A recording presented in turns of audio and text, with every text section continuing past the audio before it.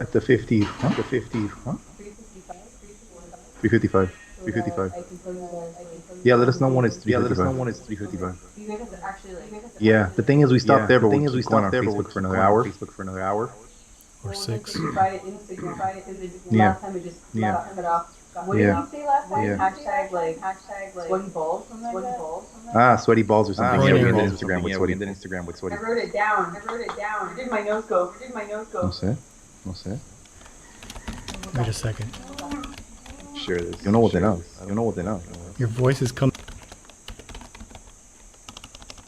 Yeah, you threw it away. Yeah, you threw it away. Yeah, am I delayed? Yeah, am I delayed? Coming in all bouncy now. Hold on. Hello, hello, hello, Hello, hello, hello. hello. No, sorry, that's the Periscope. We're good. But YouTube isn't working for some reason.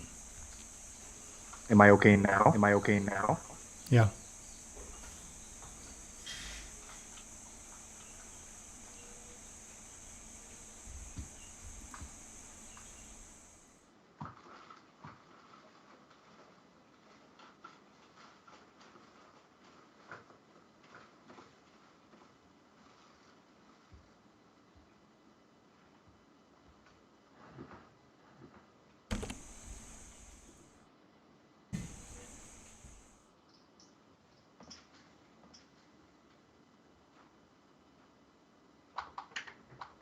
Do you hear little birds chirping?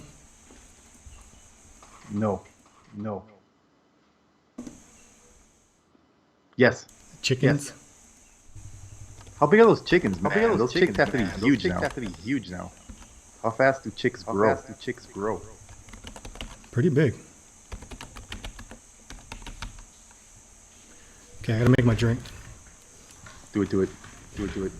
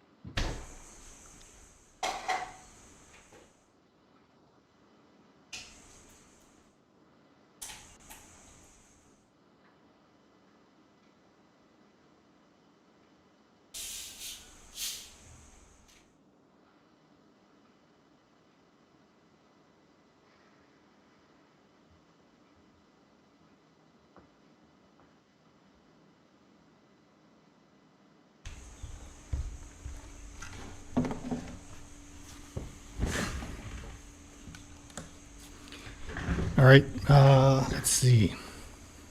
I think we're good, dude. All right. All right.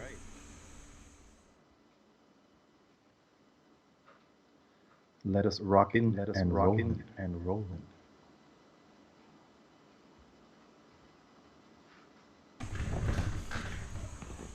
2:59. Should I start the stream? Let's do it. Let's do it. All right, let's go radio silent until we quit the stinger. Okay. Cool. Yeah. Cool. Yeah.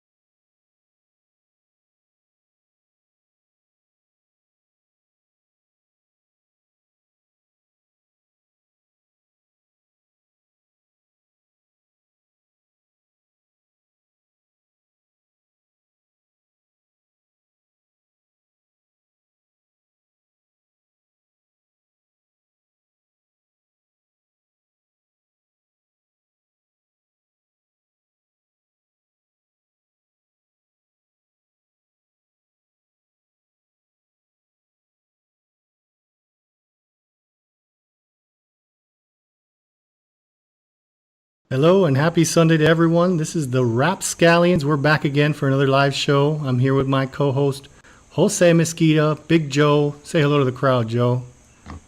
What's up, HB? What's up, everyone? Happy Sunday. Happy Sunday. Happy to be here. We made it again. Once again. Yeah, it looks like all streams are live, and we are on Instagram. We are on Facebook Live. We are on YouTube, and we're on Periscope. So everywhere, man. Everywhere. We've got a great show today. I don't even know where to start, Joe. I don't even know what to do, what to say, but let's just start off as usual. We Yep. We usually start our day talking about the week in review, you know. And No doubt. how was your pandemic week this year? This past week. My pandemic.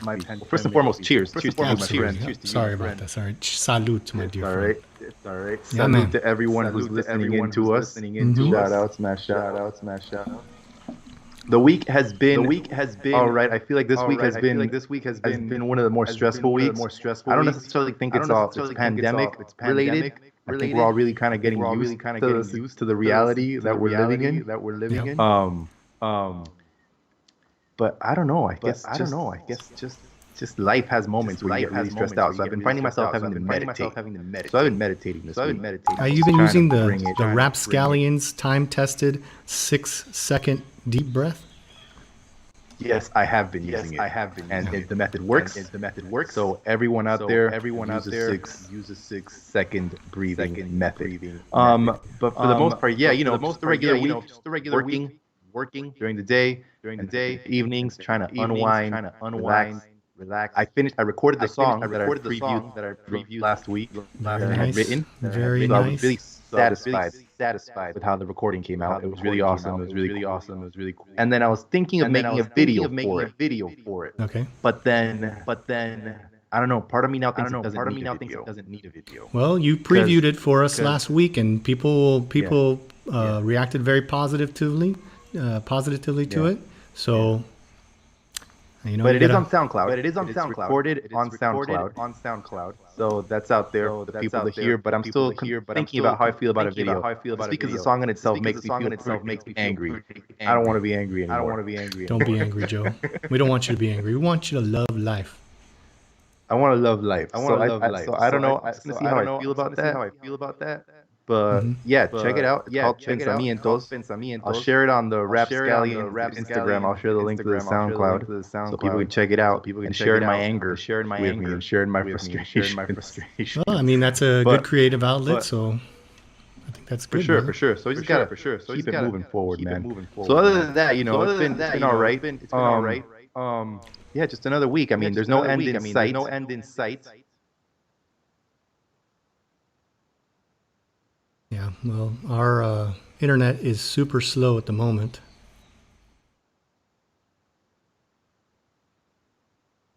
Are you logged in, Karina? Frozen. Yeah, we're frozen. Are we frozen? Are we unfrozen now? We're unfrozen now, I think. Our internet is super slow. Last week I was in the city. Now I'm out in the country, and it looks like the internet's pretty slow today. I think we're back. I'm looking for confirmation. My internet's so slow. Why don't you tell us a little bit more about your week, and I'm going to go check the interwebs. I'll be right back. I'm just going to take this moment to send some shout outs to people while HB does the technical things that only HB knows how to do. Shout outs to Chechi, who's just logged in. John Lopez, how's it going, John? He's also tuning in. There are no girls. Unfortunately, it's only two dudes. Two very cool dudes. E and HB on camera. There are girls behind the scenes. They are the ones that are keeping this show going.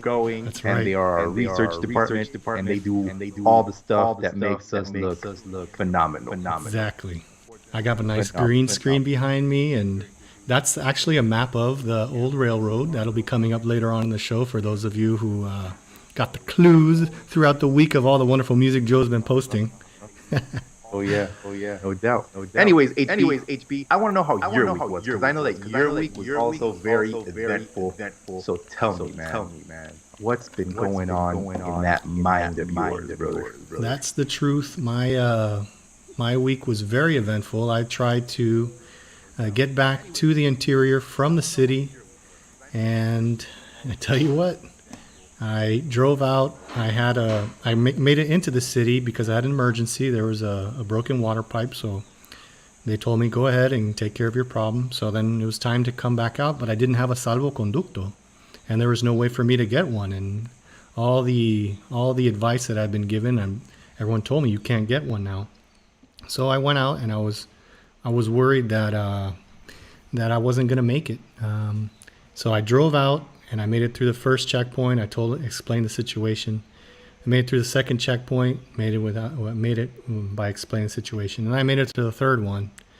And oh boy, you would have think I murdered someone. I was pulled over. They told me to go off to the side. They left me waiting there, and they told me all sorts of things. I think the cops were there trying to sweat me out, make sure that I didn't want to solve the problem right there on the road. and they said, you know what, we're going to send you to the juez de paz, and that's the justice of the peace. I think that's what it's called in English, right? Yeah, I think so. Yeah. So I was like, oh, okay, sure, yeah, send me there. Send me there now. I want to go now. And they're like, all right, we're going to send a patrulla to come escort you to go see the judge. And so I waited. Wow, you had a police escort and everything, man. Look at well, that's what I was told. I told them I'm a rapscallions and I deserve special treatment. And they're like, all right, we're sending. Protection. I need it. We need special treatment. So I sat there for almost, I think it was 4 or 5 hours.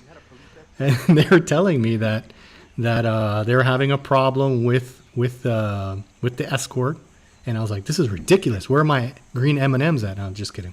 So I go to the police station. I spent another 2 hours there, and then I went in front of the juez, and I explained to her what had happened. I had an emergency, and I was trying to get back home, and she was very understanding. She's like, well, I understand. However, you have broken this law, so I am going to have to fine you the minimum amount, and I don't want to mention that here on air, but she told me what I should have done and what I need to do in the future, and I went right ahead. I came up. She gave me a provisional salvoconducto, and so I'm very happy about that. I paid my fine.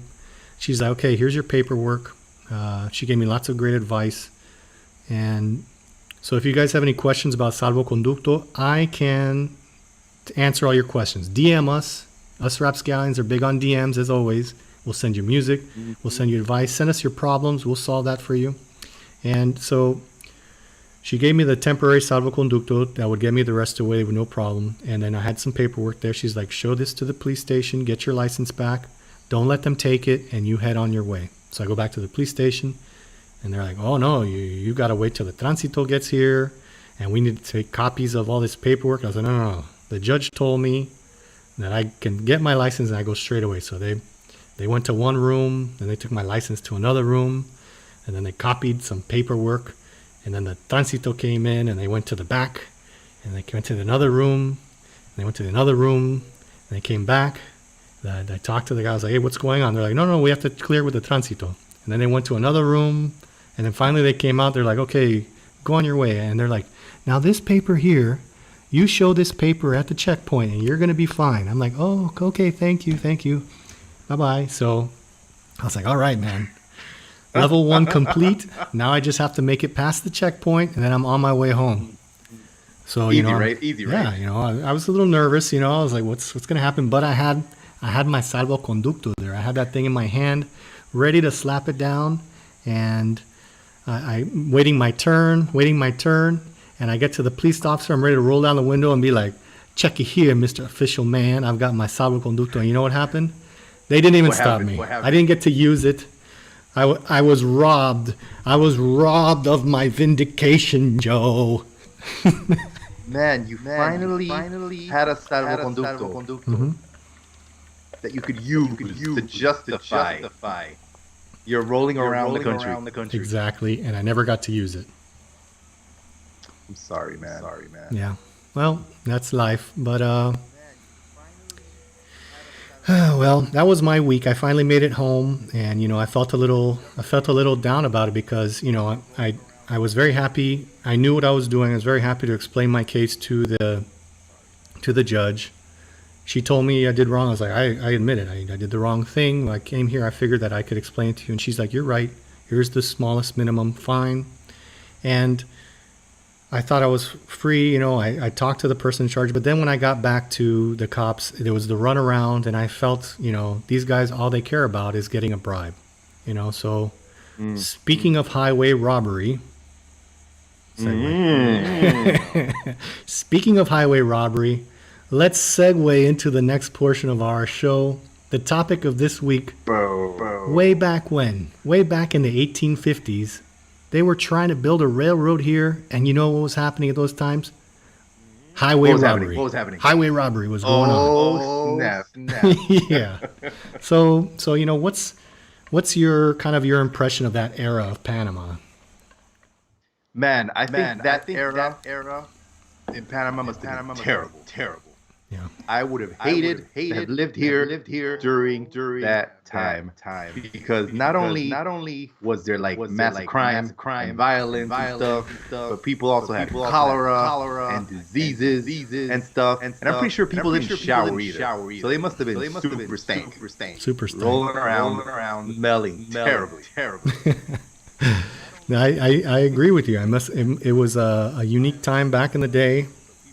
They had this California gold rush going on, so you had the country of Panama, or not the country. It was part of a province of New Grenada, and so Panama's always complained that Colombia treated them like a backwater, and they did, and that's why Panama wanted to separate from New Grenada and form their own country. There's several times over their history of being part of Spain and part of New Grenada, Panama tried to become independent.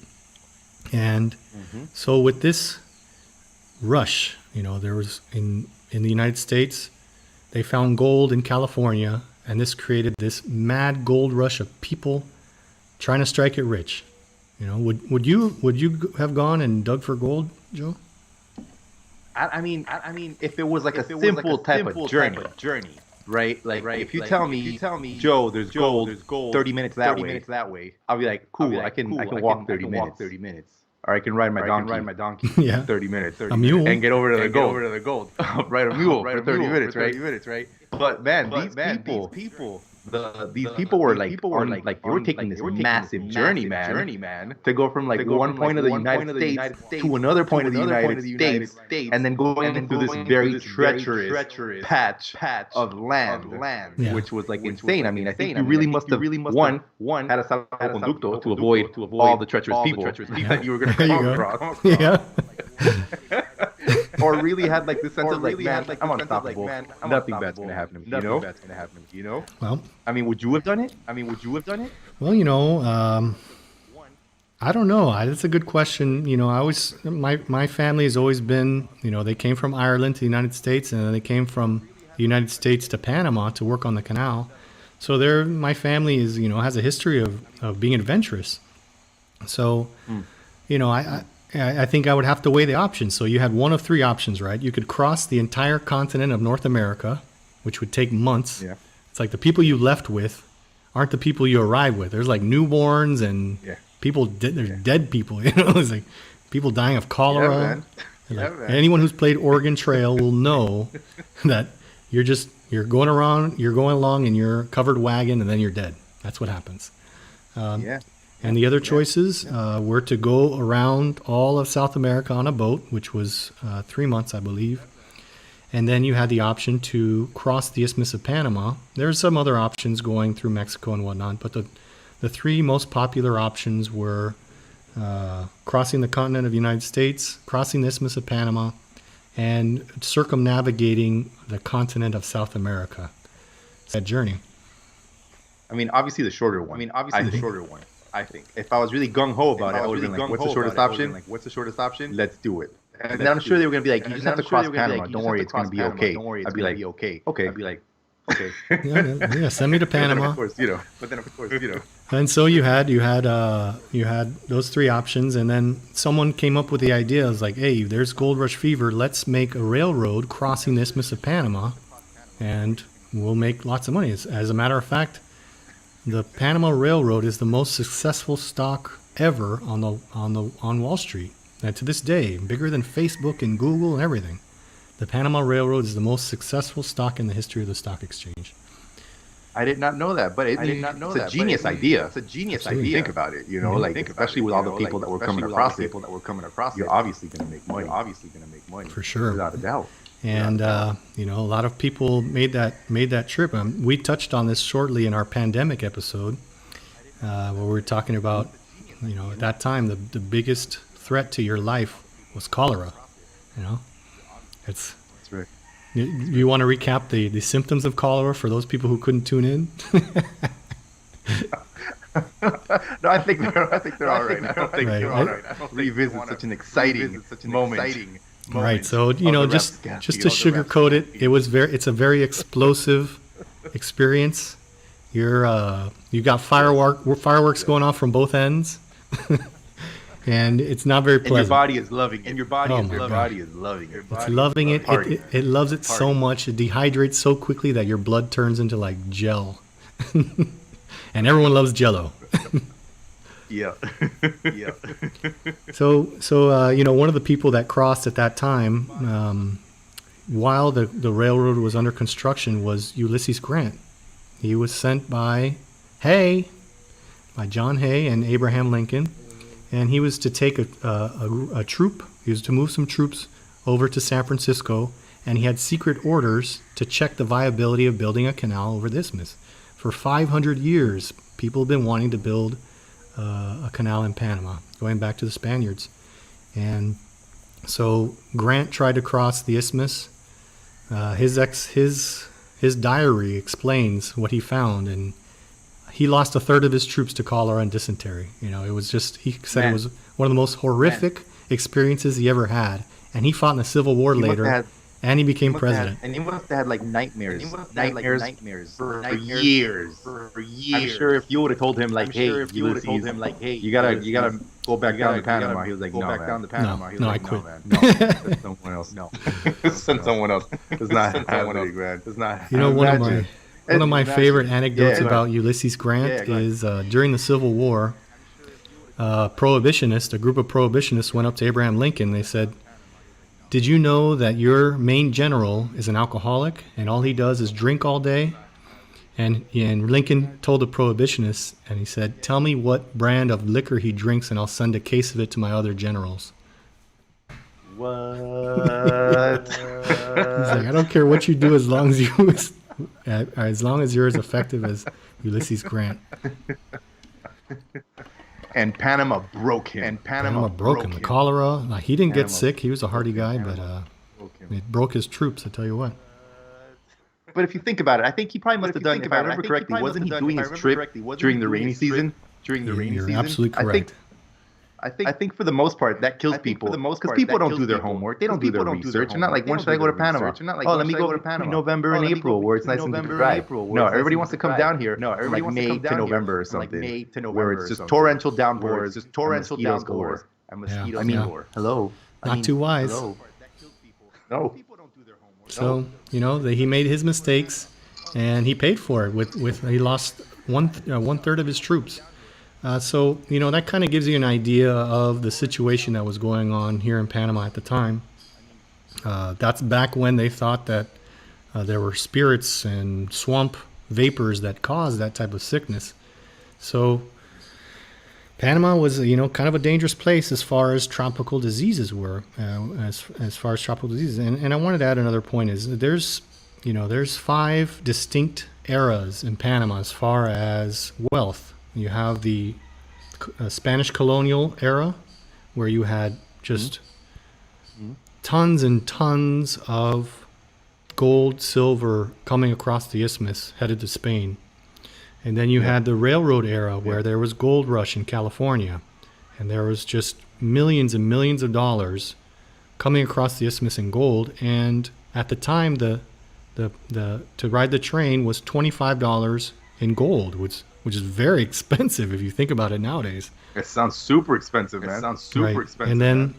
then we had the French era, which they had their canal, and then the U.S. era, and then now it's the Panamanian era where they have the control of the canal with the expansion, and barring the pandemic, they were actually doing a very good job of handling the canal and its transits, and have grown that business quite a bit. For sure. So this was during the second era of wealth for Panama, and Right. they decided to build a canal, to build a railroad. And what happened? People, before we go any further, though, gotta give some shout outs. Shout out to Danny Lee, who's tuned in. Oh, yeah. What's up, Danny? Danny Lee, my buddy. What's up? Thanks for tuning in Tuned today. in, and also he's tuned in, and Brooklyn Sample is on line with us. Brooklyn Hey, Brooklyn. Sample, How's it go? so good to have you join us. I missed you. We just did Austin Powers, and that was wonderful to collaborate with her doing the Austin Powers. A lot of people listening today saw that. Brooklyn was amazing, so it's great to have her here. I have a shout out of my own. My cousin Jason Bacot is watching on Facebook Live. He says, "Yo, yo, yo." What do we say to people who say "yo, yo, yo," Joe? Yo, yo, yo. That's Yo, right. Yo, Yo, yo, yo. Ah. Cheers, man. Cheers. Man. Cheers. Cheers. So how are people? now- Do we have any comments out now- there? Is anybody talking besides the yo yo yo-yos? Yo-yos. Let me check. I'm checking over here with our research department. The research department. We've got some comments? streamers. We've got 4 streamers on YouTube. We've got some people tuned in on Periscope. I don't even know anybody on Periscope, so that's really good news. And we've got some people That is tuned good in news. on Facebook Live. I love it. Rapscallions cannot be stopped. Cannot be stopped. Cannot be stopped. I think people right now are just listening. They're like, "You guys are gonna tell me a story today. I want to hear it. Absolutely. I want to hear it." So how do we start this amazing adventure? Joe and I were preparing throughout the week, and I was like, Joe, this is such an amazing story. I'm so nervous. This is the most nervous I've ever been about telling a story because it's epic. Hey, this is the making of a major motion picture.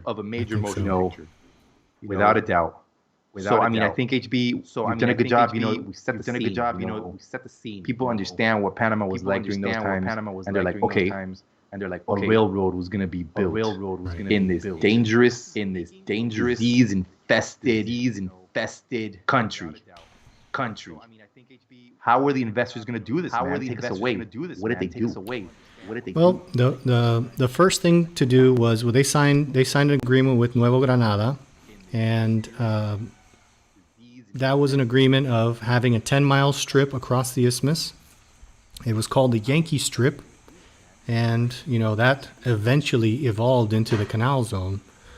So I would like to make a point that strip has existed since the Panama Railroad, and it was under control of a private company, and with shares with Nuevo Granada. So the first thing they had to do was discover the path. And I mean, this is a story in itself, the building of the railroad. Colon, as we know it today, did not exist. And it's actually an island. So the place where people were landing was in Chagres, where Fort San Lorenzo is. I know a lot of people for tourism travel to Fort San Lorenzo. It's a beautiful place. It's a Spanish fort. And there's the mouth of the Chagres. That's where the Chagres empties out into the Atlantic Ocean. And then you had the Port of Manzanillo, where there's an actual port today. And then the reason why they formed Colon was that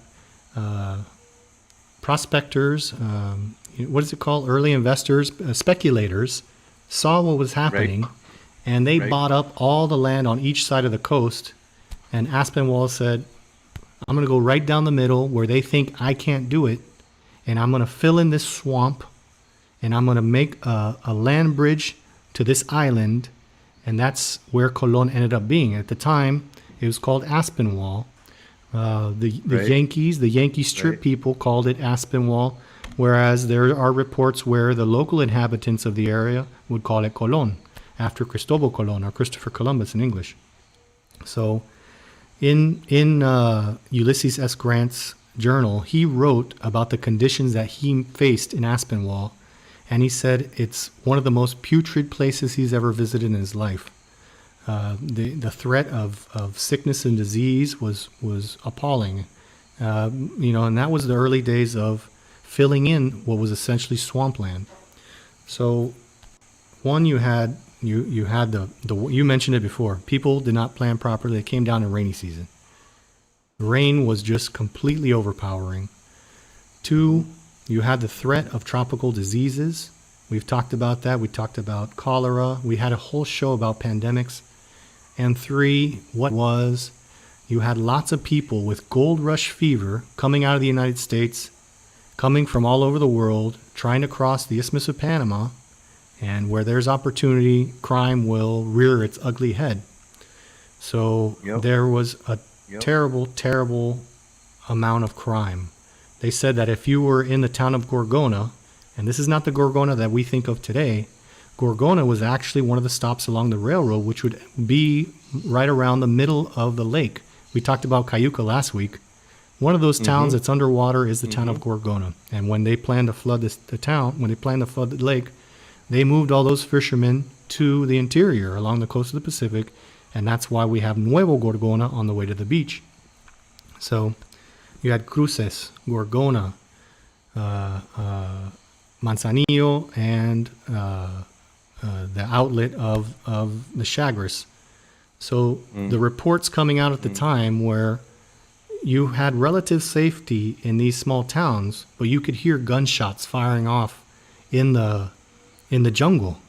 So it was always best. Just no spots where there was not that many people traversing. Exactly. You just had like solitude. You just had like solitude. To translate it to the vernacular of the day, there was lots of paca paca in the jungle. So, and I would like to think that the police in Panama during that time had very little control with regards to what was happening in this area of the Yankee Strip. There was, the main area was Panama City, and at that time it was where Casco Viejo is now. So you had your regimental police in Panama City. You had representantes in the different small towns, and we're going to get to that later. There's a very interesting legend about that. But if you were outside of Panama City, and if you were in Chagres or Manzanillo or Gorgona, then it was kind of like a lawlessness was going on there, and they weren't sure what to do. So that's a segue right there. That is a wonderful segue, because what do you do? If you're trying to build something? Say you're the United States. You're trying to build something in an area of land that's totally under control. You cannot trust the law enforcement in the area where you are. Well, I want to make a quick jump. We call it a time shift in the movie industry. Let's jump to Texas. There's a little cabin, on a farm next to a barn, and there's a man sitting on the front porch. It's called a gallery. He's sitting on the front porch, and he's described as being someone who's slight of figure. So he's kind of a small person, and he's also been described as being effeminate. So, if you had to picture him in your mind, I would say think of Robbie G. That's our faithful listener, Robbie G. He's slight of stature and a bit effeminate. I'm just kidding, Robbie G. I'm just making sure you're listening, my friend. So you have this kind of someone that you might not consider a kind of a macho man, right? He's sitting on his front porch. Yeah. He's got his chair leaned back, and all of a sudden, in the distance, he sees a donkey being led by a little boy. And on the back of the donkey is this strange man dressed in a tuxedo and a tall stovepipe hat. So, if you think of the old Western, you have the heat coming up, and off in the distance you see a donkey coming towards you with a little kid walking in front of it, and a strange man. This dressed all in black. Dressed all in black. City clothes. He's out in the middle of Texas wearing city clothes. And the family, the mother of the family, this man's mother, grabs all the children and tells them to hide in the attic. And she's sitting there peeking out the window, and this man sits on the front porch. And the person arrives. He gets off of his donkey, and he sits down and has an infusion. It's called an infusion. I guess it's a cup of tea with this person. He said, he says, "Mr. Runnels, I've traveled a long way, and I need your services in the country of Panama." And this guy doesn't even blink. He turns to the guy and he says, "I've been waiting for you for 2 years." He walks inside, grabs his gun and grabs his suitcase and takes off with the guy. So what's up with that? You know, what's up with that? Why did he just all of a sudden accept that? So this is the introduction of a very interesting character in not only U.S. but Panama history. And his name was Randolph Runnels. And the only reason that he accepted listening to this gentleman that visited him was because there was a man in San Francisco, and the company that was building the Panama Railroad had sent out word that we need the type of man that can handle the crime and the highwaymen and the lawlessness that's happening here in Panama. So they get to San Francisco, and they're like, the man that you need is Randolph Runnels. And that's what set this man off on his journey to Texas to find this legend of history. And now Rand Runnels, back in the day, because he was still a relatively young man when he came. Back in the day, he's been involved, I think, in wars with the Indians in the U.S. and he did some terrible things. And he wasn't like a saint. He was no saint at all. Whatsoever. Not at all. But then, it just so happens that he found the Lord. And this preacher that he met told him that at some point he was going to be needed in this place that was infested with monsters and disease and just the most terrible things you could ever imagine in the world. Pretty much, he was going to go to like the worst place ever. The priest tells him this. So of course he must be thinking like, come on, man, what is this priest talking about? But since Rand became such a believer, he was like, I'm going to sit here in my cabin because I know eventually this is going to happen. And when it happens, I'm going to do exactly like HB said. I'm just going to get my guns and my bag and I'm out. I'm not thinking twice. Absolutely. You're absolutely right, Joe. And, you know, that this fellow was such an efficient killer in the war. He ran pack mules. He was the type of guy that when it was time to cross the river, he'd strip down. He was the first one off his horse, and he'd strip down to his undies and lead the mules across the river. And when it was time for shooting and killing, he was the first one charging. And by all accounts, he was a very efficient Indian killer, which, you know, we have to take this into perspective. And we celebrate these types of people as heroes, but you know, we need to refocus and understand that it was very grisly times and very awful things happened. So by no means is this man a hero, but he is a legend in history, and these stories I think are very interesting to tell. Without a doubt. I mean, I think part of the reason also why he, became such a believer, I think, later on in his life, potentially was in a way that he could repent or find forgiveness for all the evil he did in the past. Absolutely right. Granted, what he did in the future wasn't nice either, but at least he was doing it for the greater, what he now believes to be the greater good. That's exactly right. The preaching that he received, like he received such a strong preaching that, he went to church with his sister who was very devout, and there was a famous pastor that would travel through that area, and he gave such a sermon that people would be enraptured by it, and Rand himself did not fall under that spell, but he was mesmerized that the people surrounding him had fallen in under the so-called grace of the Lord, and he was just mesmerized by this preacher. And the preacher told him, what you've done in the past is horrible, and you're repenting now, but the Lord does not make mistakes, and it's because you have a future in this land that you explained, Joe. It's full of monsters, full of terrible sicknesses. And so this guy decided, this is what I'm going to do in the future. I'm waiting for this sign from God. And apparently this prophecy came true. Some strange man showed up on a donkey, told the guy, we need you in Central America. And the guy says, I've been waiting for you for 2 years. When do we leave? So that's Pretty kind of much. the story. So he was ready. Ready. He was ready. And he knew he was going to a nasty place. Yeah. But he was like, what's up? So he gets on a boat. He gets on a boat. He makes it to Panama, and they put him on a small boat, and they start up the Chagres River. And the first thing he sees is a giant crocodile with these snarling teeth. And then he's like, I am absolutely in the right place at the right time. This is a sea monster, Next thing I have to do is deal with bad men and sickness. So this guy's convinced that he's in the right place. Yeah, and he wasn't a boat. Actually, he wasn't a boat. It was not a pleasurable boat, though. It was a boat that was taking him to see the worst of the worst. It was not the love. And what boat. happened when it was not the love boat? Yeah, I don't know if he ever found love.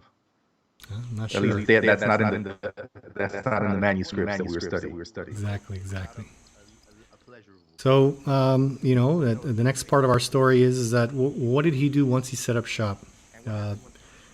He started a business. It was called the Randolph Trans-Isthmian Service. Because there was such lawlessness, there was you could hire people to take you across the isthmus, and you paid them a certain amount, and they were to guarantee your safety. And this man Reynolds, he was a Texas Ranger. He came with quite a bit of clout, and somehow, surprisingly, he was one of the only people that was able to come up with mules that could make this journey. But unbeknownst to the general public, all of the major businessmen in the area knew why he was there and were giving him mules to start his service. So he starts this service of taking 49ers across the isthmus, and he's hiring people from all over the world, and it is said that he spoke border Spanish. So imagine a Texan that can communicate with Mexicans. That's border Spanish. That's right. So he fit right in. When he got to Panama, he was able to communicate with people, and the part of his service were from all over the world, or all over South America, Central America, Nicaragua, Chileans, Peruvians. Yeah. Just loads of people. And I think it's just really funny because he had like this whole double life thing going on, right? Yeah. Because on one end, he had business set up where he was like, I'm a respectable businessman, ran Runnels and stuff. But then on the other side, the same guys he was hiring to help him with his business, they were also a part of his Isthmian guard. Yes. Tell us more about the Isthmian guard, Joe. This is a super interesting part. Man, and then the Isthmian guards. I'm just gonna let you know what I can remember. But it was just so we had these guys. As we discussed, there were Chilean, Peruvian. This ragtag group of people that they were also working with him in his transport company. But they also had their eyes and ears. They were in the different brothels and cantinas and places throughout Panama, just hearing what was going on. Catching all the latest gossip. And these guys, it seems he was using his previous experience of hanging out in bars and casinos and running around with misfits and whatnot. Yeah, and they gave him the best information, right? And then it was this Isthmian guard who, from what I could read, they basically didn't answer to anyone in Panama during that time. Whenever Rand said, hey, we need to take these people down, those guys busted in there. Right. No holds barred. Just took people out. To rephrase what you were saying, like the first part of the operation, so to speak, was kind of clandestine. They were undercover, checking out the scene, and he had a ledger in his safe where they were identifying by ingratiating themselves in the casinos and the bars and the cantinas and the hotels. They were kind of collecting covert information. And he kept a ledger in his safe of the names of people who were the head of the bandits. And after a while, tell the people what happened, Joe. Man, they went in there. Oh, and the bandits. I think the bandits that he was after, or at least the main outlaw group, were called the Darieni. And these guys were also known as land pirates. So these guys would like just if you were going through the Yankee Strip, making your way, just peaceful person, they would come in, take you out, steal your things. So they needed to be pacified. Rand finds out who these guys are, and he's like, all right, I'm going to take care of business with Ismi and guard. And they hung every single one of them. I think how many people did they hang? The first Like 47? 37, and they hung them off the walls in Panama City, in Casco Viejo. Ridiculous. So everyone would know that Rand Runnels took him out. Yeah. And that was like this is an example of what's going to happen to you if you don't behave. Exactly. And kind of the feeling at the time is you had the honest citizens walking up to this area and seeing 37 people hung. And they looked, the description of the setting was that these people would walk up, see 37 people hung, and kind of shook their heads and walked on their way. And all of a sudden, overnight, you had peace. Just like that. Boom. From one night to the next. So there was go ahead.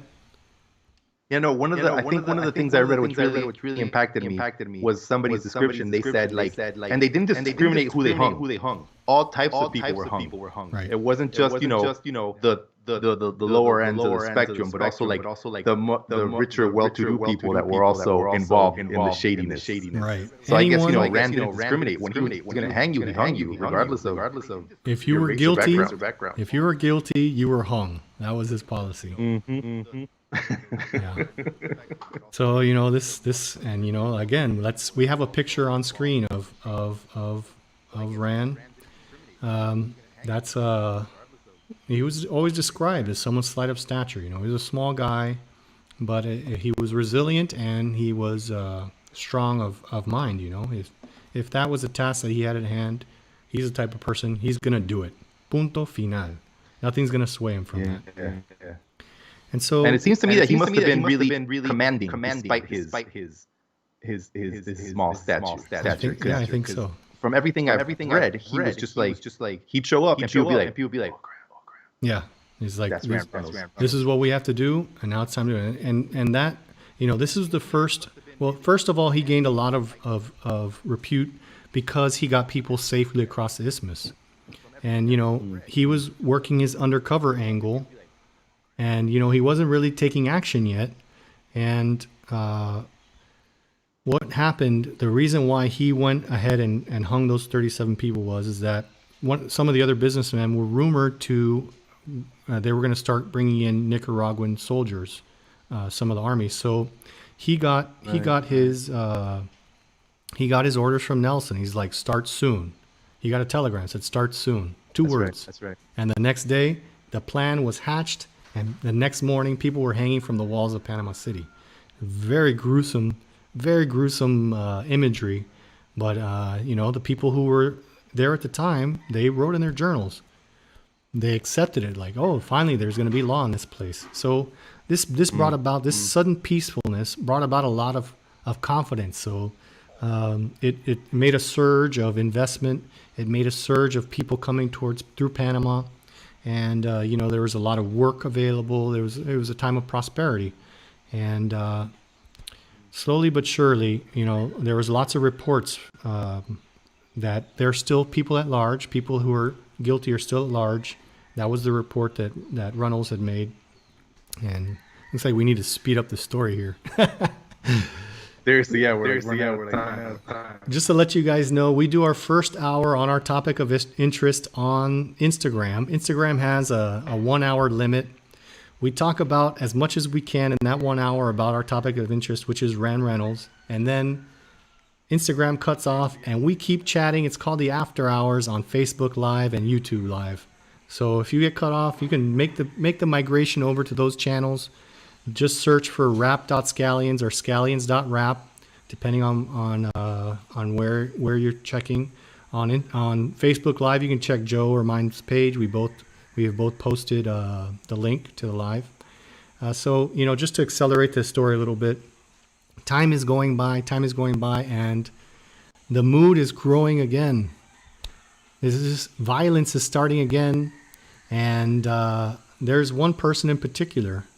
I can't remember his name at the moment, but this was a tall man. He's very pale. He looked very fearsome. He was very bold.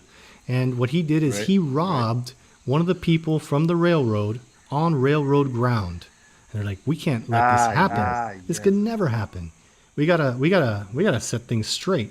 So they told Rand what had happened, and overnight the man had got on his horse from Panama City and rode into Gorgona.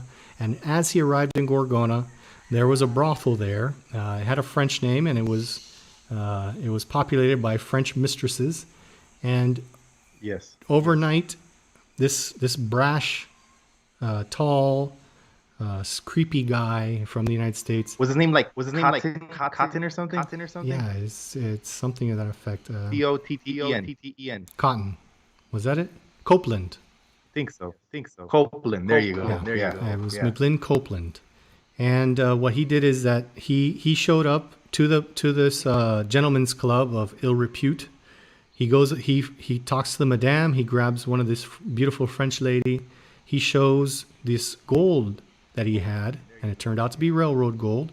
Took her upstairs, and the next morning, when Rand Reynolds arrived in Gorgona, the man had never left the room, and they searched the room. The woman had been strangled to death. She had been robbed, and they saw evidence of someone jumping out the window and running away. So Rand arrives in the town. He goes to the local bar.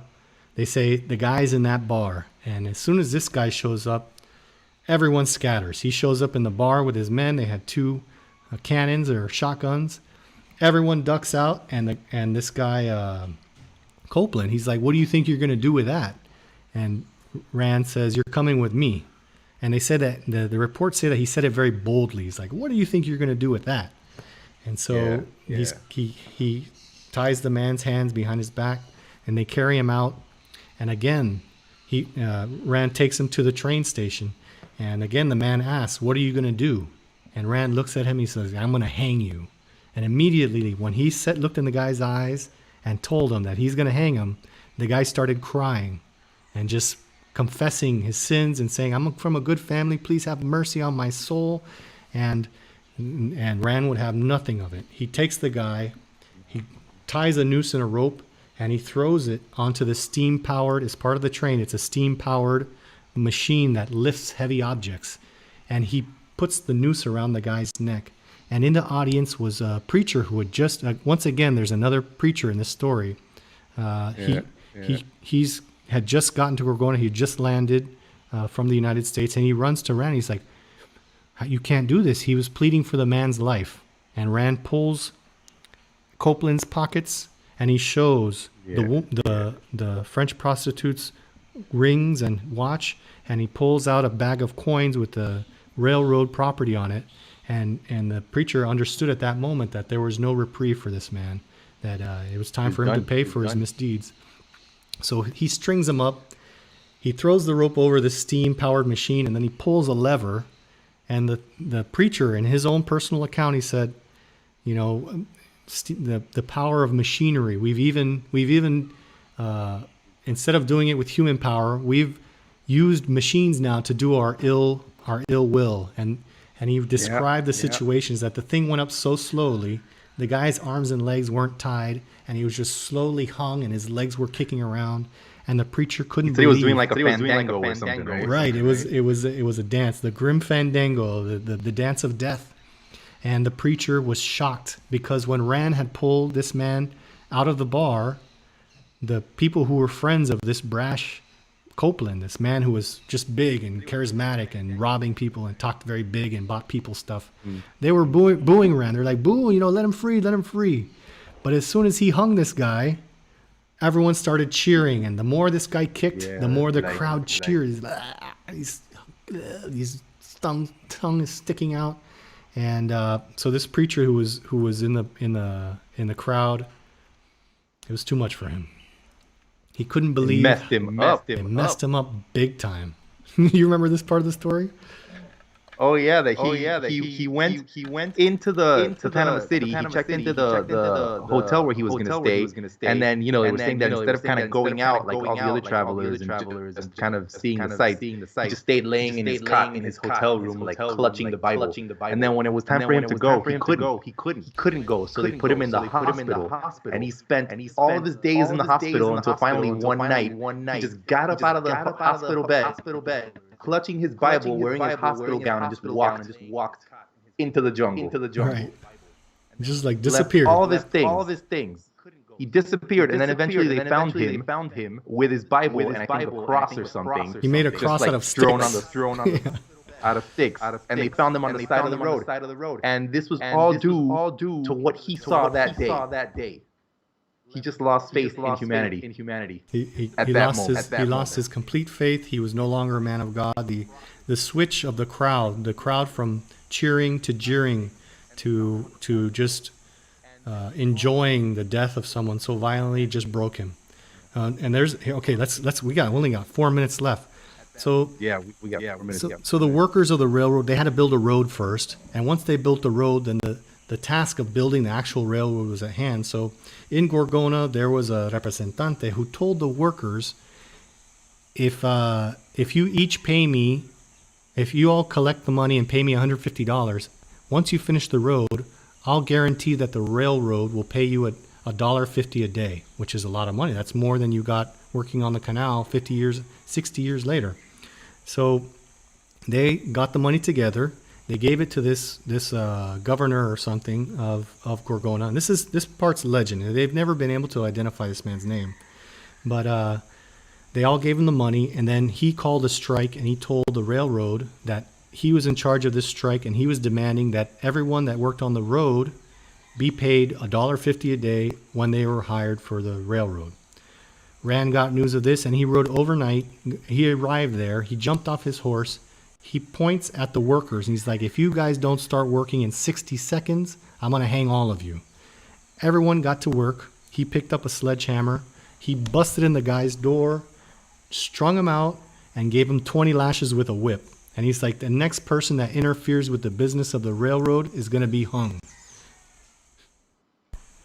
Man, he did not believe in anyone, Rand Runnels, man. He was just like, my word is law. I am the law. He was like Judge Dredd. He was like Judge Dredd. He was. So there's two law, more. man. I think there's two more legends we're not going to get in time. There's three legends that I like to talk about. Yeah. I don't think we're going to have time to tell them. So anyone who's tuned into our Instagram live, make sure that you make the jump over to our Facebook live and our YouTube live stream. There's plenty more to tell about this guy, and then we're going to start the after party. That's where we kind of chill out and we take questions from the crowd and trying to relax a little bit. There's so much history to tell about Panama. It's such a beautiful place, and it's so filled with history. Oh my gosh. Joe and I get overwhelmed. You know what I mean? No doubt. I mean, there's definitely just too much. And I think it's amazing how considering that we are such a small country and a relatively young country, there's a lot of stuff we still don't even know. And every now and then you'll find out something you're like, what? Yeah. I never knew about this. I grew up in the canal zone. How is this possible? I grew up in the canal zone, and my dad was a fan of history. And I still, all the stories they told me, all the stories that my grandmother told me. She grew up in Culebra, where the cut is now. I find out more, and I'm continuously amazed by the rich history of this small country. Yeah, without a doubt, man. You know what? I heard that there used to be manatees in Rio Chagres. There's still manatees there? The manatees were actually brought in to control the growth of hyacinth and seaweed in the canal. And they're actually introduced species. Unfortunately, are they still there? In the canal, the numbers have dwindled almost to extinction. But upriver, on several rivers that are tributaries to the canal, they've reported a huge explosion in manatee life. Now, keep in mind, this is an introduced species. This is not a native species. Yeah. Wow. Who introduced them? The United States introduced them to control the proliferation of hyacinth and seaweed. Wow. That's so crazy. So I even heard once. Sorry. we got to wrap up the Instagram. We you do. got last word for our Instagrammers. Do we have any shout outs? Do we have to beg and plead the people to come and join us? Wow. Looks like we're frozen. I even heard once. Sorry. Oh, we do.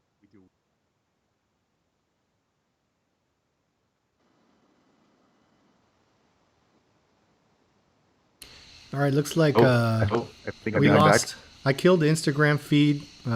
Seeing if my internet went the way of Rand's Reynolds victims. It got hung, and our feed got hung. But looks like we're live again. I see Joe. I killed the Instagram feed. Hopefully, some of you guys will make the migration. So Joe, let's. You were about to tell me something before we got frozen. What were you going to say? You heard something about the canal? River dolphins in Panama. This was before the canal, I guess. I don't know how true that is either. Well, I've never heard of river dolphins. I don't deny. I know there's probably river dolphins in Panama.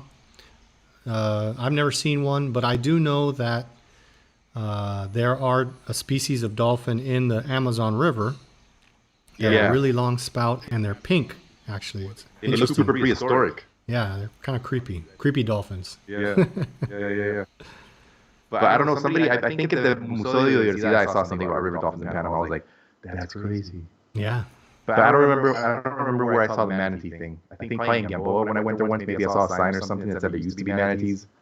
Yeah, absolutely. They're still there. I just read a report probably 2 or 3 years ago that they started a conservation effort in the rivers of Panama. Since there's so much traffic in the canal these days, the manatees get hit by propellers, and they're so docile. Right. They don't know any, but they're not used to that type of activity. They're not afraid of humans. They're not afraid of machines. So they tend to get horrible wounds from the propellers. That's crazy, man. But I've never seen that much of a campaign though. Say on TV or whatever, where they're like, the manatees in Panama, let's go save the manatees or see the manatees. Is this like a campaign that's more internal within the ACP, just for people that are, driving boats? Well, I know the ACP. I mean, I'm sure they would love to have a better management of the seaweed, but this particular campaign was a specific conservation group. I can't think of it at the moment.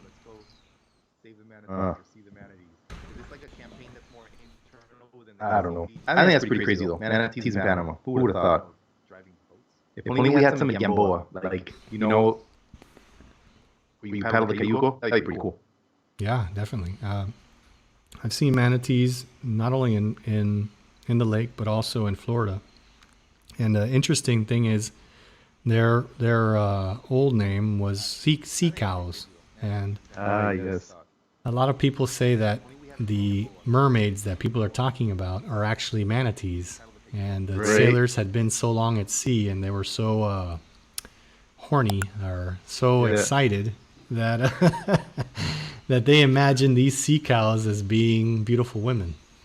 Oh my gosh. That's hilarious. It'd be great to kind of go back in time and just be able to like watch this from a distance, like say if you're floating above and you're like, look at that sailor, he's so stupid. And then the guy's like, look at that mermaid, but it's actually a manatee just like, mer. There's a wild creature. Let's try to have sex with it. Oh my gosh, that's crazy. That is crazy. Well, go ahead. I just want to say to the people that have tuned in and followed us over to Facebook Live and to YouTube Live, we started our after hours, our after party, so to speak. And just to go along with the spirit of that, I need to make a drink, dog. Yeah, me too. All right, who wants first shift? Do you want to talk first while I make a drink, or? Yeah, no, go ahead. I got it. All right. You talk. You're I would like you guys to know that Joe is an expert on mermaids. For several years, we've been talking about the threat of mermaids. And if you have any questions about mermaids, you can ask Joe. So I don't know if you guys know, but there's this documentary on YouTube about these mermaids, right? And they talk about how back in the day, way back when, in times of, Neanderthals or whatever, some of them retreated into the mountains to find security. Others retreated into the ocean. So while they were in the ocean, just swimming in the water as they did, their bodies started to evolve, and then that's how we have the current day mermaids that supposedly inhabit the oceans of the world. So, I mean, you guys can check out the documentary. It's on YouTube. It's already a couple of years old. But there's a bunch of like German doctors on there that say how real these mermaids are. And I'm pretty sure we have mermaids in Panama. I mean, I think it'd be pretty great to see a mermaid, because then they could show us all the secrets of the undersea world. We could probably learn some new underwater mermaid technology. I'm guessing mermaids have a lot of tech that they use when dealing with pressure, and we can use that in outer space. Pressure. Mermaid technology. What? They're going to take mermaids to outer space? No, well, they could teach us about dealing with pressure, extremely pressurized environments, and I'm sure we could use that in our space explorations, right? Definitely. Yeah. So to carry on with that, mermaids are good at handling deep sea pressure. Obviously, outer space, you see those same pressures, and also there's the pressure of performance. Mermaids are excellent swimmers, and it's survival of the fittest out in there in the ocean. So you're either a strong swimmer or you die. You die, man. You don't want to die. No, me neither. My turn. Be right back. Go. What do you want me to talk about? All right. So what am I supposed to talk about? You got to give me a topic. Oh, sorry. Yeah. How about you talk about ñeques and their importance to the ecosystem of Panama? Very good. So everyone knows about the lovely forest creature, the ñeque. And, it's a fair size, maybe the size of a large cat or a small dog. But the ñeque is actually a rodent from the family Rodentia. So if you think of, hark yonder ice cubes break. Can you guys hear Joe making a drink? It's so beautiful. Such a beautiful sound. So you can identify a rodent by its long teeth. If you think of a rabbit, rabbits have long front teeth, and they have to continuously be biting something to wear those teeth down, because those front teeth on a rodent will keep growing. So, we have the ñeques here in Panama that are, they're a type of rodent.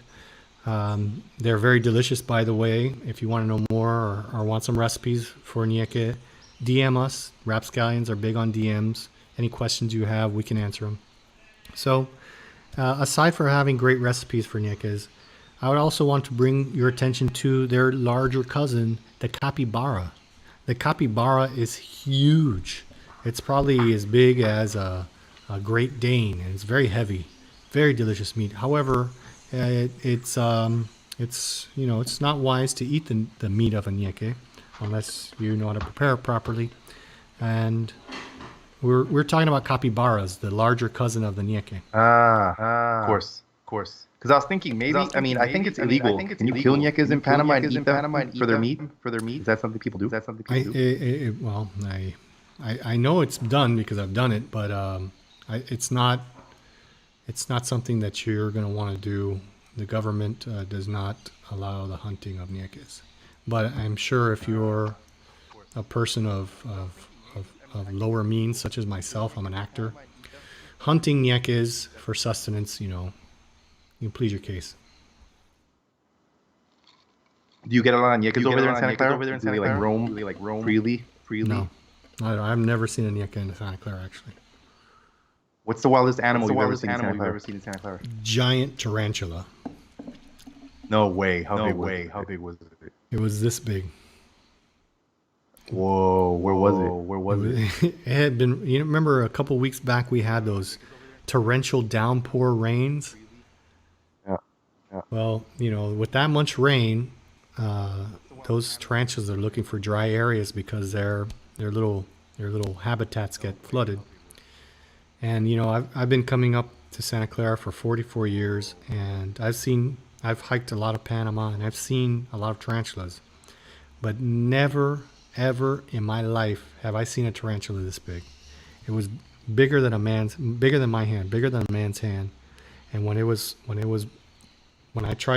took a broom and a dustpan and I tried to sweep it into the dustpan. I know that it was a tarantula. I know that it can't kill me. I know that it's not dangerous. I'll tell you what, I was freaked out, Joe. Really? I was like, please don't jump on me. Please don't jump on me. Wow. Please don't jump on me. And I swept it into the thing and I put it in a bag, a plastic bag, and I took it outside. And the first time I swept it, it turned upside down and kind of curled its legs to play dead. And the thing was this big, like this. It was huge. How scary. It was ginormous. I think Godzilla was about to come out and fight it. That's how big this thing was. Wow. Man, what would you have done if it would have jumped on you and bit you? I think I would have sang to it and lulled it into a trance and convinced it to be my pet. I would have ridden it around the farm I put a little saddle on it. That's pretty good. And kind of like. Right. What good names can we come up with for our pet tarantula? Webby. Webster. Webster the tarantula. Webster the tarantula. And it could have been your guard animal. To keep the thieves and looters out. Yeah, it scared the crap out of people. I'll tell you what, that thing was huge. Where was it? It was in the bathroom, and I was watching TV. I turned in for the night, and Karina was still walking about, and she walked into the room, and she just went like this. And her face, and she doesn't scare easily. Strong, independent woman, good with a machete. She just walked into the room and was like, No. And I was like, what the hell? Tell me, use your words. Form a sentence. And she just kept pointing. So I got up out of bed and she's like, she whispered, and she's the biggest thing I've ever seen. I was like, what are you talking about? And she led me to the bathroom. I looked at it, I was like, holy shizznickety. That thing was ginormous, Joe. You have no idea. This big. And curled up. And it was just there hanging out. It was there like under the sink. And, I wanted to take a picture of it. I took a picture of it, super blurry. And if you think of a standard floor tile, like a small floor tile, not the big ass floor tiles, but maybe this big. Yeah. That's how big it was. Wow. Yeah. And the next time I tell a story, it's going to be even bigger. Oh my God! It was the size of two floor tiles. Oh, by the way, I think Alex was on the Facebook Live earlier, and he said, "What up, dogs? Hey, what up, dogs?" Yeah, I saw that. I liked it. I didn't get a chance to give him a shout out. For anyone who's still tuned in, we should announce this on Instagram. Next week we're gonna have, if I can get faster internet, because the internet here is atrocious at the moment. Where you at, Aquilino? What we're going to do next week is, it's the 25th anniversary of Shorty and Slim. We're going to see if we can't have both Alex and David on the live stream talking about the tales and tribulations of Shorty and Slim. And it's also a big day for Joe and I, because we will be launching that song that we've been telling you guys about for a few weeks. We've even played it. We recorded it, and it's a song talking about the city of Panama.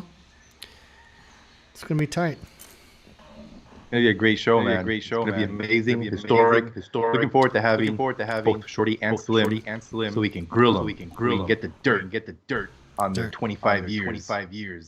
All the dirt. These are good guys, funny guys. It's gonna be a laugh a minute type of situation. I was actually watching. I love watching old videos on YouTube about how Panama used to be. And then I think Shorty did one. Well, both of them are on there. Alex is on there as well. Where they visit Gamboa and talk about how it used to be. I think it's called like Shorty's Gamboa or something. And I was just watching one of them this morning. And those guys are a hoot, man. I was like, man. They are, man. You get those two together, and by the way, check out SAS Panama. That's the Shorty and Slim Instagram handle, and I think it's every Monday they have Bunch with Shorty and Slim. What time? It's doubt. at. Is it three or 4 o'clock? Four. It's at 4 o'clock Panama I think it's time. 4. I think it's 4. Yeah. And those two, when they tune in, they're funny. They're almost as funny as me and you, Joe. Almost. Not quite. Not Not quite. quite. Not quite. So the four of us together, Not we're quite. like a black hole is going to form over the pandemic or something. We're gonna break the internet. Maybe we'll cure the pandemic. Maybe our comedy will destroy the coronavirus. It's already been prophesized. They made the movie Bill and Ted based on the rapscallions. So all we have to do is just keep doing what we're doing, making tunes, talking to the peeps, and the future will write itself. We're gonna break the internet. We will. Maybe we'll cure the pandemic. Hey, I was thinking about your problem with the salvoconducto, man. And I got really annoyed because while you got stopped, there's tons of other mofos riding around, going to many places, and nobody tells them nothing. And you were just trying to get home. It's true. And I think I got the wrong cop on the wrong day at the wrong time. I was sitting at the Juez de Paz, at the Corregidora's office in the main square of Capira. And lo and behold, one of my high school friends walks around the corner. He's like, "Hey, what's up, HB?" I couldn't believe it. Shout out to my buddy Carlos Yanez. I hope you're tuning in. But if you're not, I know there's people tuning in right now. They're going to write to you. He has his own business, and he had made his, like, if you have your business and you're traveling to and from work, you can apply to the salvoconducto. And they were stopping everybody. The thing is, I was the only one that stayed there. I guess they were trying to. Some other people found means of eluding going to where I went, but I refused to do that. So what he had done is he had filled it. His wife is a lawyer. He has his own company. He's his own employee, and there was one mistake on his salvoconducto. He was able to call his secretary and say, "Hey, make a change." She changed it immediately, and when he walked in to talk to the judge, she's like, "Oh, you changed it? Good. Go on your way." So he didn't even get a fine. But Wow. That's crazy. That's crazy. I think it's pretty sad that we're still in this situation. But what are you gonna do? I really don't know what the alternative is. We're in strange times. Hopefully this makes a change for the better, but it remains to be seen. I think it's pretty sad. Yeah. But hey, it's good times. We're good. You made it home. You're safe. You're in Santa Clara. You got your chicken. Yeah. Karina's there. It's not raining right now. It rained. It's very good to be home. Good to see my lady. Good to see my sheeps. They've grown quite a bit. They're both definitely pregnant. And the chickens, you were asking me before we went on air, you were asking me how the chickens were growing. You won't even believe it. Yeah. For those of you who don't know, we have 4 egg-laying chickens. We bought 4 chicks, and their name is the Margaret Hatcher Quartet. And Nice. you won't even recognize them anymore. They're huge. They're not full grown, but Really? when you think a little pio pio, a little chickadee, and when you see them now, you'd be like, HB, I don't even believe you. Those are 4 different animals. Than the ones you got. Did your sheep remember you when you showed up? Were they like, who's a stranger? Why is this guy? Who is this man? Who's coming to this house now? Well, it's interesting that you like bring that up. We wanted to see if that was the case, if there was some sort of attachment. And, both Karina and I walked out to the part of the property that has the sheep on it. And, I expected them to focus on her since she's been here the whole time. She's kind of mama-san, she's in charge of all sheep-related endeavors. And so when I walked in there, they did recognize me, and they're happy. Your goddaughter, Agnes, was jumping around. She made a couple jumps. Nice. And they came towards me. I took them a little treat. I give them salt. They love that. They know me as Mr. Salty Sailor. At least that's what I hope. Mr. Salty. Yeah. And so they were excited. We walked around and we took a little tour of the property, checking out the different avocado trees and lemon trees. And they were right on my heels. They were happy to see me. So, Really? They follow you around? Oh yeah, yeah. When you walk around with them, you see them and they'll follow you around. And you know, when they lose interest, they'll go back to grazing. But this time, they followed me around the whole time. So it was kind of cool that they remembered me. That's really cool, man. That's really cool. And you managed to get all the stuff you needed to get sorted here in the city. I did. And it was a little difficult getting work crews, and buying material, and you know, for those who don't know, who are tuning in from the States, in Panama, you cannot travel in Panama City and Panama Oeste. See, Panama used to be one province. They split it into two. So you have one side of the canal and the other side of the canal. That's Panama and Panama Oeste. And Panama Oeste is comprised of what you would know as Chorrera and Arrejan, all the way up to Coronado and just up to Cocle province, which is around El Higo. That's Las Guias. Las Guias Rivers is actually the separation between Panama Oeste and Cocle province. And now we're messed up in lockdown. I think we're the same as Boca del Toro, Chiriquí, and Colón. The rest of the countries. They're in lockdown as well. Yeah. They had enough the cases spike in Boca del Toro and Chiriquí and Boca del Toro. Colón. Oh, I didn't know that. Those three provinces. I knew that Colón was part of the Cerca Sanitaria. Yeah, no, they're pretty bad. I think only I guess the provinces in the interior, they're doing all right, I guess. But I think in the beginning, initially, whenever they would find COVID cases in those provinces, they would send them to Panama City for some reason, which is kind of silly, considering there's hospitals in these provinces that can take care of these people. Yeah. Was it because of the ventiladores? No, they should have. ventiladores. There's. That's a topic for a later debate, I think. Yeah. But no, man. So it's good. We'll get out of this soon. Yeah. And we'll be better. Better people. Hey, you know what movie I saw on Netflix? Old Guard. It's a good movie. I saw it. If you have Charlize Theron. Oh, did you see it? Beautiful lady. Very talented actress. It was not what I expected. I don't know what I expected, but it kept me entertained. I'll watch anything that she's in. She's an excellent actress, excellent fight choreographer, you know, and she always does a good job. You know, I thought it was kind of meh. I expected more out of it, but you know, I watched it. I enjoyed it. So do you think your mind? Do you think I can sneak in the last three legends of our last two Sure, man. Ryan Reynolds. Sneak it in. Ryan Reynolds, yeah, man. People love talking about Ryan Reynolds. He actually, unfortunately, passed away before they filmed Fast and Furious 7. And that actually did create quite a controversy because it was in the middle of filming, Joe, and they contacted his family and they got his brother to be a body double and use digital effects to complete the movie using... No, that's another Ryan Reynolds, right? What was the guy who... That's Paul Walker. That's Paul Walker. I was like, what are you talking about? Ryan Reynolds isn't as fast as that was a little rum. I can attribute that a mistake to rum. I was thinking Ryan about... Ryan Reynolds is Deadpool. Oh, Deadpool. Oh, the funny guy from Canada. Funny guy. Yeah. That's right.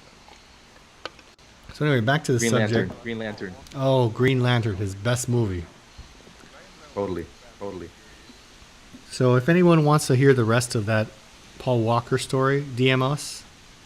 Rapscallions are big on DM. If you write to us with your problems, we'll solve them. As I put in my Instagram post, we fix fans. We have technical knowledge. We also rap. We have skits. Oh, share the good news. Last week we got to hear a little bit about your rhymes, about your frustration. And so you've been working on that, right? There was some raps. Last week I gave you guys a quick heads up to some new rhymes that I was developing. I recorded it. Sounds pretty dope. It's on my SoundCloud at Joe Mesquita. It's called Pensamientos. So if anybody wants to hear it. But so at some point during this week, I will be sharing that. One of the stories from the Rapscallion's Instagram page. Beautiful. And also on the Rapscallion's Facebook. Check it out. Join in. Vent your frustrations with us. Yeah. When we identified that one of many ways that Joe releases his creative energy is to make rap music, and he was frustrated with what he saw about what's going on in the country, and he had a dream. Like he was like having a dream person, and he just woke up and started writing. Well, I started because I was upset, man. I was like, how's the mayor going to go to the beach? And I can't go. I want to go. I love going to the beach. Well, that's the thing is, I think his fine was only slightly higher than mine. Very possible. Very possible. You know, I was. And he probably paid it using taxpayer money. Oh my gosh, that's so frustrating. I was very happy to pay my fine because I knew that I was taking a risk, but you know, I didn't have any choice. I didn't have any opportunity to get a salvoconducto, and I took the risk of coming out there. I paid my fine. But the part that really frustrated me, Joe, and I think I voiced this to you earlier, was when the police found out that I got the lowest amount of fine. They tried to wring more out of me, and I was ready to go to jail over that. I was like, you guys, because of your greed, you guys have put me in a situation where I'm surrounded by people, some of them not even wearing masks. You know, the hypocrisy of it is that they're telling me that I'm breaking an executive decree, and then I go to the police station and 4 of them don't even have masks on. And then we get in. Everyone should be wearing masks, you know, and you know, I'm a little divided over my rant because I do understand they're officers of the law. They don't often get paid on time. They get paid very little, and the training probably isn't up to snuff. And you know, to play the devil's advocate, I do empathize with them to a certain point, but I'm not going to bribe them. I didn't. No, totally. And when they found out that I got the lowest amount, that I got the lowest fine amount possible, they tried to keep me longer, and I was ready to go to jail over that. I was like, I looked at the holding cell, and I was like, I'm ready to do this. No, that's not cool. I think. Yeah, unfortunately, it's not a good way to act, man. I think just like we're supposed to show empathy towards them because we know they're on the front line, dealing with a lot of stuff, and you know the police, as everyone knows, has been very vulnerable to COVID. I think, you know, should be reciprocal. Because we're all in this together, man. We are. Estamos en la misma sopa. We're in the same bowl of soup. And you were being very, and you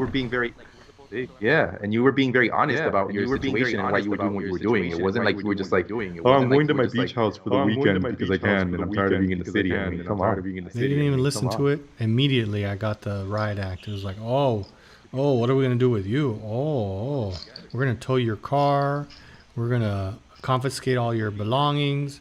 We're going to send you to the judge. And I was like, okay, I'll go to the judge. You know? Yeah. They're gonna tow your car. That would have been a horrible blow to my income if they'd have towed my car.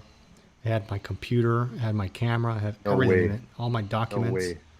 It would have been devastating, Joe. I bet, man. But they had no right to tow your car. They were giving me the old fear effect. You know what I'm saying? They were trying to see what I would do, and I was like, what do I just wait to go see the judge, or are you guys taking me there, or what? We're gonna tow your car. It's like, no. I haven't broken any laws of tránsito, you know. Yeah. Anyway, I don't want to talk about it anymore. I want to finish the legend of Randolph Runnels. Let's talk